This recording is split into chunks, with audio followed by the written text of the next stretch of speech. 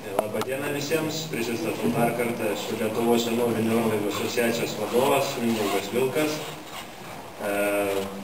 Dėkuoju Lietuvos oro klubo prezidentui, mes visada jaučiame jo paramą ir kaip apie tai pakalbėsiu, tai praėjusiais metais Kaune vykusioje konferencijoje aš kalbėjau apie mūsų planus, ką mes ruošiamės padaryti. Mes jauna asociacija, jaunas narys Lako šeimoje ir šiandien aš galiu pasidžiaugti, kad visus tos tikslus, visus planus mes įgyvendinom ir netgi pradėjom naujus darbus. Tai vienas tokių naujų darbų yra pirmojo lietuviško sklandytuvo technikos vienas atstatymo projektas. Pernai kalbėjau apie patį projektą, bet jau balandžio mėnesį gavom tikrai tokią gerą paskirtį ir iš Vengrijos mes gavom dovanų netgi tos sklandytuvo detalius brėžinius. Taip pat dėkoju nariam ir kitiem rėmėjam už suaukotus pinigus, netgi suaukotas medžiagas ir tikrai jau šiais metais mes pamatysime pirmosius tos sklandytuvo fragmentus. Žinoma, palinkėčiau kantrybės tiem, kas domisi tuo, nes konstrukcijų atstatymas trunka vis tiek ne vieną dieną ir ne vienerius metus. Tie, kas to užsiima, tikrai tai supranta ir tą žino. Na, o Birželio 1 dieną istoriniame Aleksoto aerodrome mes surengėme savo senovinių orlaivių regatą. Kauniečiai, Kauno miesto svečiai turėjo puikią progą stebėti senovinių orlaivių skrydžius virš savo galvos, pamatyti sklandytuvus, kas tikrai yra retenybė tame mieste, skirtingai ne čia, kur dabar esame Birštone.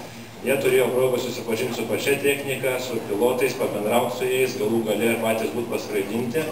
Ir šiais metais mes organizuosime tokį patį renginį, tik tai, kad dėl vietos ir detalaus laiko mes dar nutarsime ir paskelbsime viešai savo svetainėje.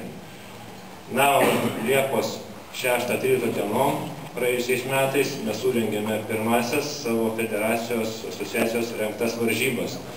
Jose rungėsi pilotai, skraidydami retro klasės sklandytuvais, tam, kad laimėtų pereinamąją Jono Pyragiaus vardo taurę. Kaip pirmam kartui dalyvių skaičius gal nebuvo labai didelis, bet tikrai jis buvo pakankamas tam, kad varžybos įvyktų, tam, kad jose būtų varžomas ir kad tos varžybos tikrai pavyktų. Orai lėmė, kad iš 6 dienų varžybų buvo skraidoma viso 5 dienas, tai ne taip jau blogai, ir nugalėtojų tapo sklandytojas Vytautas Paulauskas. Tačiau aš džiaugiuosi, kad didžioji dalis visų dalyvavusių būtent sudarė jaunimas ir tai buvo pradedantysis jaunimas, tai buvo tikrai gera pamoka jiems ir žinau, kad tie vyrukai šiemet sėdė į rimtesnius, naujusnius aparatus, dalyvaus aukštesnės klasės varžybose.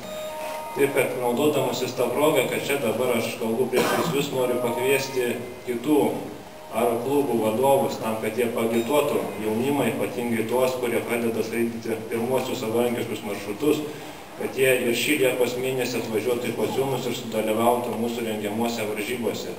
Jos tikrai įvyks. Na ir jau ne vienas paminėjo, tai apie pernai metus, kad vyko šventės atminti Stepono Dariaus ir Stasio Girėno skrydžio 80-mečiui. Ir taip pat džiaugiuosi, kad mes nelikom nuošaly ir pagal galimybės mes sudalyvavome Kaune vykusioje aviacijos šventėje, taip kad Liepos pabaigoje mes dar kartą skridome į Kauną. Tai už šią puikią galimybę, už tą puikiai praleistą laiką aš noriu padėkoti tos šventės rengėjams. Na, užbaigdamas norėčiau palinkėti visom federacijom sėkmės, kad įgyvendintų savo projektus, savo užsibrėžtus planus, sėkmėms sportininkams, kad jie pelnytų medalius ne vien Lietuvoje, bet ir užsienyje, ką jau daro. Ir žinoma, gero palankaus dangaus, gerų saugių skrydžių, tai sėkmės visiems.